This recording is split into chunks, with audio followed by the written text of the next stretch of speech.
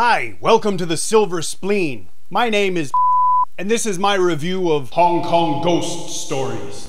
Hong Kong Ghost Stories is actually two short films stuck together. The first half of the film, Classroom, features Jennifer Tsai Ting-Ting as a substitute school teacher. She is put in charge of the rather unruly Class 4E. She is also dealing with her abusive ex-boyfriend, who stalkerishly waits for her every night at her minibus stop. But something's not right. I mean, other than a class full of savage little miscreants and having Travis Bickle as your love interest. As if all of this personal stuff wasn't enough for Miss Yip, things start to get creepy. Locked in a bathroom that bleeds, Miss Yip starts to have problems that are not of this world. But given the title, that's to be expected, isn't it? Now, this is hardly new ground for Hong Kong movies. And let's face it, we've seen The Haunted School done before, both better and worse.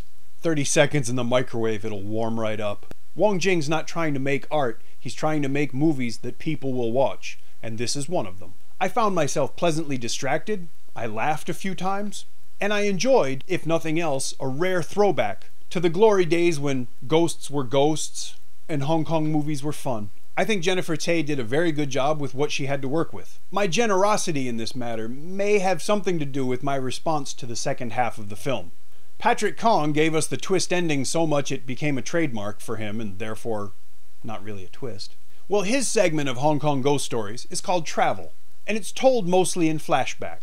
The segment begins at a funeral for Bobo, who's played by Chrissie Chau. Well, actually, in that scene, of course, it's not her, it's a portrait of her because she's dead, that's why it's a funeral.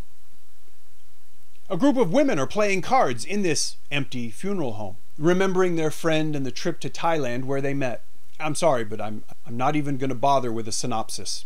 And it's my fault, because I totally lost focus. In truth, I found those four women to be so completely, outrageously, and teeth-gnashingly annoying that I was praying that the segment was going to end up involving torture and murder and pain, dismemberment, flaying.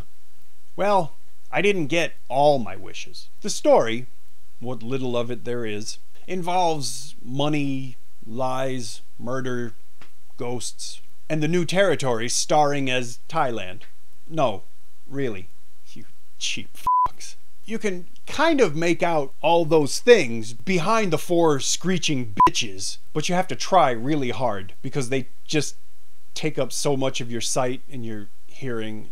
Travel is filmed and written and acted with a level of ineptitude, my favorite being an obvious continuity fail that would have gotten noticed by a 4-year-old, that at least makes you glad that people with obvious and significant mental handicaps are finding work in the film industry.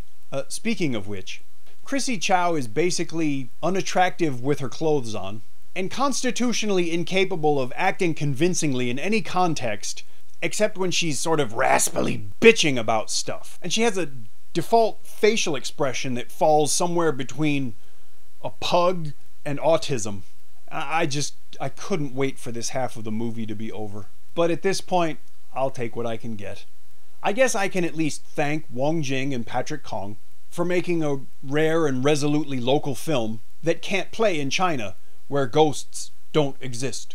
And I can thank Wong Jing for allowing me to stare at Jennifer Tsai for 45 minutes without going to jail again. I'm not really going to say that you need to watch this movie, but if you decide to watch it, buy it. Don't steal it. There's a link down below where you can buy a disc. Probably not a Blu-ray purchase, even I can admit. If you enjoyed this review, please leave me a comment. And if you didn't, leave me a comment anyway. If you enjoy my reviews, I'd appreciate a subscription.